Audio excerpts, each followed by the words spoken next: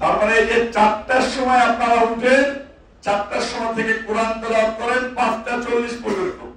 5:40 নামাজ পড়ে আবার কোরআন তেলাওয়াত করেন। 10টার দিকে গোসল টোসল করে ঘুমিয়ে খেয়ে দিয়ে আবার 2টা থেকে কোরআন তেলাওয়াত করেন, তাই তো? আবার সন্ধ্যা নামাজের পরপরই আপনারা কোরআন তেলাওয়াতে চলে যান। আপনাদের দিলের ভিতরে কোরআন আল্লাহ পাক রব্বুল আলামিন ঢুকিয়ে দিয়েছেন। কোরআন কি সবার ভিতরে আল্লাহ ঢুকায়?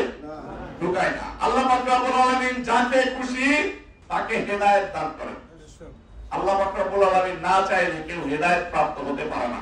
আমাদের প্রিয় হাবিব, আমাদের প্রিয় নবী হযরত মুহাম্মদ সাল্লাল্লাহু আলাইহি ওয়াসাল্লাম পৃথিবীতে কোরআনকে এস্টাবলিশ করে দিয়ে গিয়েছেন। সেই প্রিয় রাসূলের চাচা কি কোরআন তেলাওয়াত করতে পেরেছেন? না। তবে কি আল্লাহ হেদায়েত দান করেছেন? করেন নাই। ঠিক একই ভাবে আমাদের দেশে এই কওমি মাদ্রাসাকে প্রতিষ্ঠিত করার জন্য যে নেত্রী সারা জীবন চেষ্টা করে দিয়েছেন, সেই নেত্রীর জন্য আপনাদের কাছে দোয়া চাইতে এসেছি।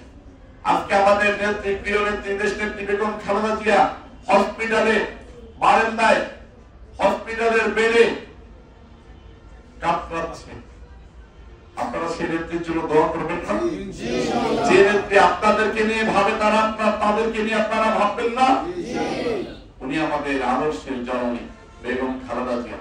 সেই বেগম খালেদা জিয়ার জন্য দোয়া চেতে এসেছি এবং আপনাদের সাথে আজকে দুপুরে কিছু খাবার খেতে এসেছি।